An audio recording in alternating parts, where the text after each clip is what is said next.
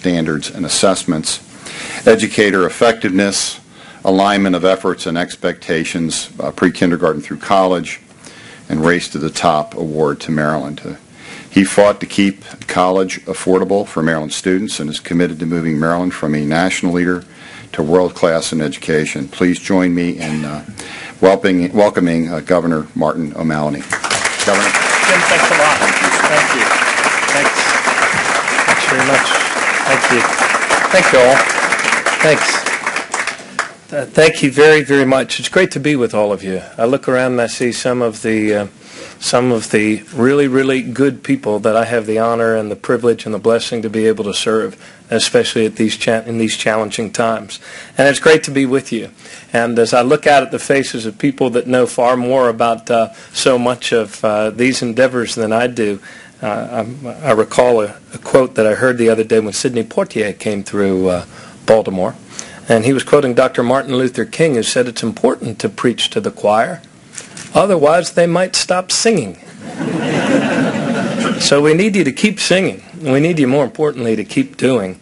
I want to thank Treasurer Kopp for all of her good work on the Board of Public Works as we protect those priorities that allow us to invest in education and innovation. Attorney General Gansler is with us, County Executive Craig, Senator Dolores Kelly, Comptroller Franchot. Britt Kerwin and I rode up on the elevator together. And also, Dr. Grasmick looks younger and happier than ever. It's a remarkable thing that happens. I saw Jim Smith the other night, and he looked like he was younger and happier than ever. So I look forward to being on the other side of reversing the clock. And thank you, Dr. Grasmick, for all of your good work on improving outcomes for Maryland kids. Major General Justice Freeman Rabowski. Did Freeman leave? We're blessed to have his leadership. And Gloria Flock and Bob Marshall, Jim Pitts. Also, James DeGraffenwright is here. James, thank you for everything you're doing on the state school board. It's outstanding work. So many people here, I could read everyone in the room. You're all very, very important. And Norm Augustine, thank you for being a leader of our state, being a leader of our nation, and coming back and continuing to give in Maryland. I think you believe, as I believe, that Maryland has a special legacy and a special responsibility, and that is to really step up when our nation's going through times of doubt or sometimes even inclinations to fall back. Maryland moves forward. Let me thank everybody with the Roundtable. Congratulations on your 20th anniversary. The Maryland Business Roundtable for Education has been an important organization for our state, and never more important than it is right now. June Streckfuss, terrific presentation, terrific work. June is one of my dearest friends and has been a really key advisor to the O'Malley Brown administration on education issues and that drive for a race to the top. And thank you for always encouraging us along, June, and making us move forward and not be content with things just being a little better than they were. There's so much to say as I listened to all of the speakers beforehand, so I'm going to resist the temptation to roam and go far and wide. June said something in her remarks just now about making our children winners. And that's not going to happen by itself. We did not enjoy a better quality of life than our parents and grandparents by chance. We enjoyed a better quality of life than they enjoyed because in their day, they made responsible choices. They had the courage, they had the guts, they had the gumption, they had the will to work hard in their own time and to invest in that common platform of ours called the United States of America, the greatest job-generating and opportunity-expanding machine ever created by man and womankind in the history of the planet. But it does require that every generation rise to the challenges of their time and take the actions and make the investments necessary in order to drive progress, in order to create jobs and opportunities for our country's future, thereby our children's future, and thereby make our children winners in this new economy. If I leave you with no other thought today, I wanted to share with you this quote that I think capsulizes very well kind of where we find ourselves right now as a nation. We are between stories, as it were. We had a story that carried us for many, many years, a story of security and prosperity that each of us could make sense of our own individual contributions within the context of that story, right? For the dignity of mankind and the dignity of the individual, the freedom of the individual, we were going to defeat communism and we were going to send a man to the moon. And that was a story that each of us could be a part of. We are now between stories, and we need to come up with a new story. And the world really needs us to do so. You heard the 7 billion that Bob was talking about, 7 billion people on this planet. Population doubled in our own lifetime, and for the first time we've actually all been able to view our planet from outside of our planet. And the very survival of this species and how long it can coincide with the emerging story of the universe really depends on us. It depends on STEM. It depends on science. It depends on innovation and our finding a better way forward. This quote's from Margaret Wheatley. She says, "It is possible to prepare for the future without knowing what it will be. And the primary way to prepare for the unknown is to attend to the quality of our relationships, to how well we know and how well we trust one another." And all of these things that the Maryland Business Roundtable for Education is doing around STEMs, so much of it, you hear the words connection, integration, bringing people together, bringing people from outside schools into schools, getting teachers to make available to their students the great resources in STEM that we have in our state. So much of this is about the relationships. We would, through our own efforts and collaborative action, you're providing a powerful illustration of how, as a state, we are stronger when we work together, when we cross those silos, when we tend to the quality of our relationships, including our relationship to the next generation. Our economy is an innovation economy. Fun fact here for you. So far this year, we have had, among the 50 states, we rank 10th in job creation. So we're in the top 10. Among states so far in the year in new job creation. Our country's now put together 13 months in a row of net positive job creation. That's the first time that's happened since 2005. So things are starting to change, and innovation is at the core of that. Later tonight up at the University of Baltimore, a man named Jeff Sachs is going to be speaking. He's written a book recently called The Price of Civilization. And he talks about the fact that his theory is we don't have a macroeconomic problem in our country. What we have is a mismatch between the opportunities that the number one innovation economy in the world is generating and the skills our people have to fill those opportunities. And in crossing that delta, that is the definition, I believe, and I think you believe as well, of what economic leadership is all about. How is it that we're able to cut $6.8 billion out of your state budget and yet increase education investments? Because we know education investments, more active labor market policies, investing in the skills and the talents of our people is what's going to move us from skills down here to skills up here that can match those opportunities. And June, this organization's been way out in front on this. You know how true this is. Recently, since we're exchanging Tom Friedman quotes, one that I heard him give, Norm, out at the National Governors Association in his talk about our country and the things that we need to do in order to educate, innovate, and rebuild. He said, we need to cut, we need to raise, and we need to reinvest. Because the country we need to rediscover is our own. To rediscover our own country and those opportunities, we need to reverse the trends that we've seen over these last decades of, I won't say decades, the last decade of decline and loss. And Norm Augustine in his Committee on Prospering in the Global Economy said that our schools have, quote, shown little sign of improvement, particularly in mathematics and sciences. No other country is going to turn around these trends. I'm not going to read through them. You know what they are. This is not something that some other country is going to do for us. This is something that we must do for ourselves. I remember a story I once heard Bill Cosby tell about a prize fighter that was getting the bejesus knocked out of him in the ring, and his trainer pulls him over and sits him down in the corner, and he gets in his face and he says, you know, it's not what the other guy's doing to you.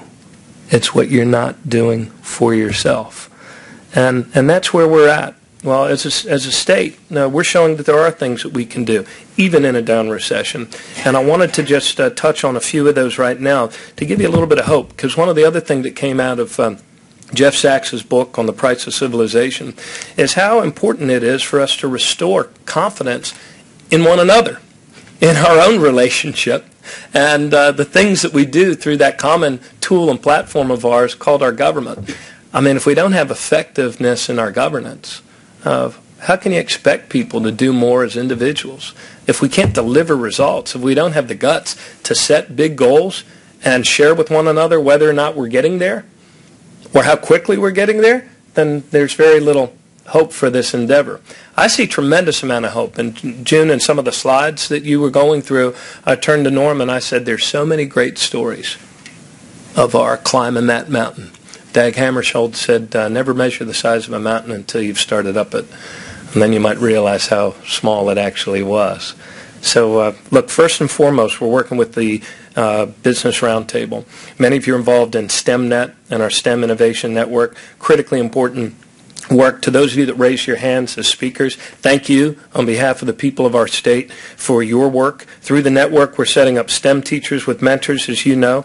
Part of this magic is that it allows our teachers to have a background in the STEM clusters and be more aware of those STEM clusters around Aberdeen and other places where our businesses are strongest in bioscience, cybersecurity, clean tech, green tech. As you know, through the Innovation Network, we've established as June was sharing with us, the STEMnet Teachers Hub. What is it called? eHarmony for Teachers? Networks for teachers that include online access to STEM curricula, lessons plans, webinars, tutorials, classroom-ready experiments, professional development, all aligned with the curricula. One of my favorite parts of the hub is the roster of representatives from business, government, and higher ed who are making themselves available. Today we're announcing a new initiative as part of the hub, and that brings together biology teachers with life science professionals. And next week I'll be convening a group of CEOs from the biofields to recruit more industry leaders to these efforts to better prepare Marylanders for the jobs of our innovation economy, and especially in life science.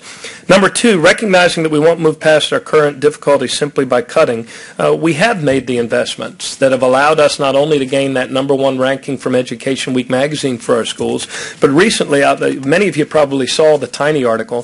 When good things happen, James, there are always tiny articles, but how our kids moved up in the NAEP scores. And in fact, it was, I do believe, in fourth grade level, I think it was the largest increase of any of the 50 states since the NAEP scores. And Dr. Grasmick confirms that it was, so it must be true. And on some of the other states, we're actually moving back the other way.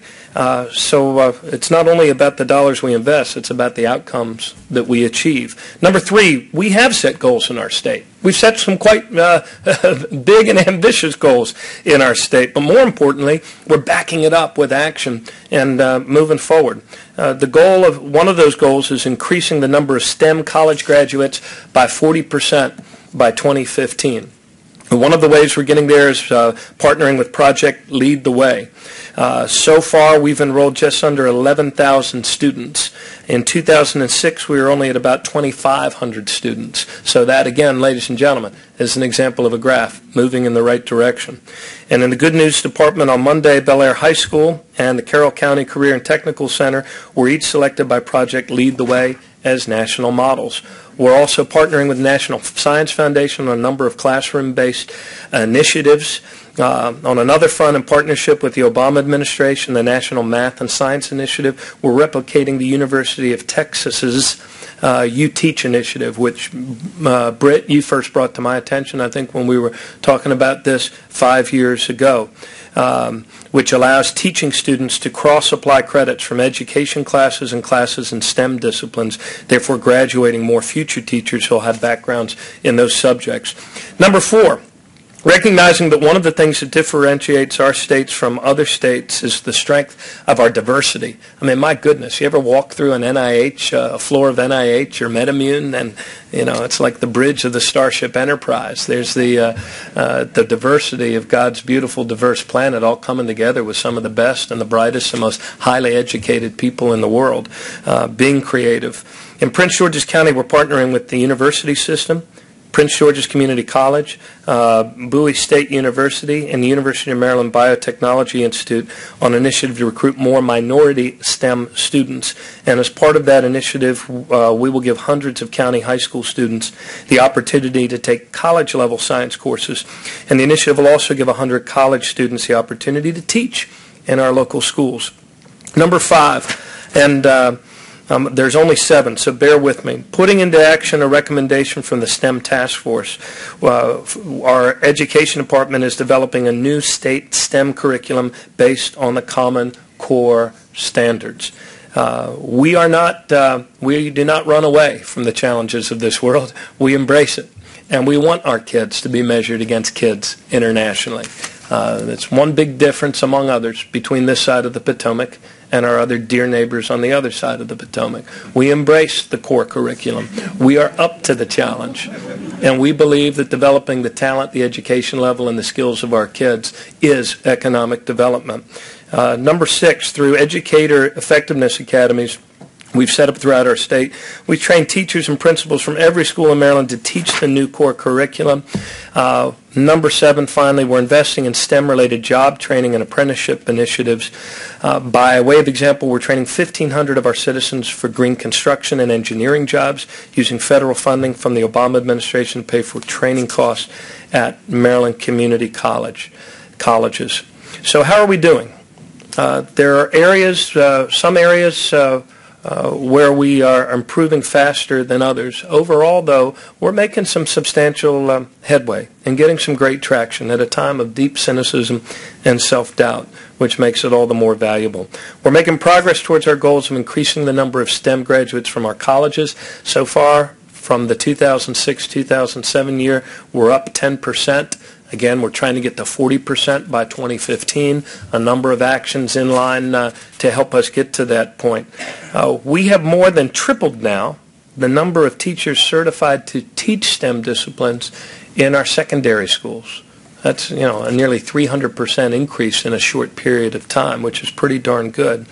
And we have also succeeded in increasing by 23% the number of AP exams in STEM-related disciplines that our students are taking in our high schools. So find another business model, Mark Fetting, that does 20% within a 3-year period. If we can repeat that again, if we can accelerate it, that's the difference between standing still, or more accurately slipping back, and making nation-leading progress.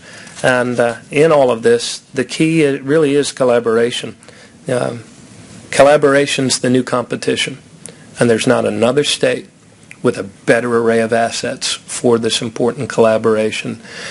So let me conclude by saying once again, thank you, June, to you and the Maryland Business Roundtable. Jim, and thank you for spurring us on, and thank you for tending to the quality of these relationships. We're a great people, and our best days are still ahead of us. And the individual actions that each of you is taking are really, really critically important to what we're doing as a state, and therefore critically important to what we must do as a country. That's the great legacy of Maryland. And I leave you with the words of this great American hero, Buzz Lightyear, who said, "To infinity and beyond." Thank you.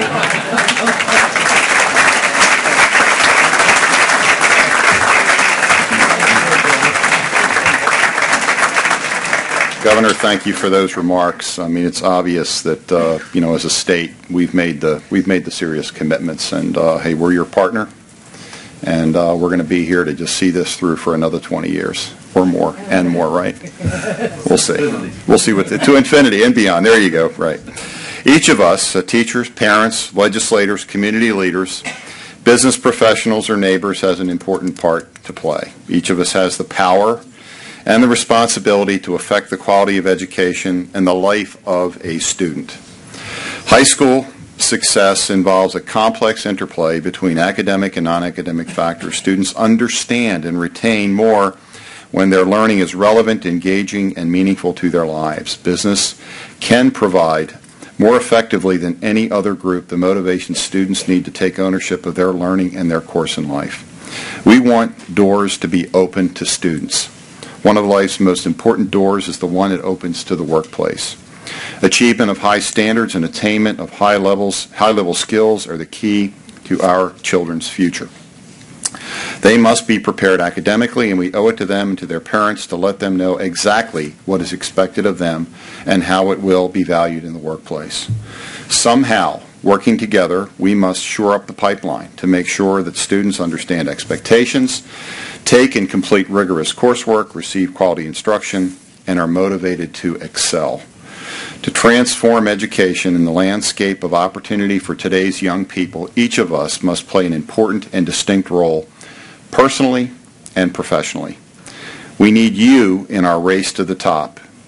Join the Maryland Business Roundtable for Education. Bring your company's best and brightest minds to the table and the classroom. Invest in STEMnet. Promote science education. Inspire students. Support teachers. Be the change. Thank you all for coming here today and for all of you making Maryland such a great place to live. Thank you.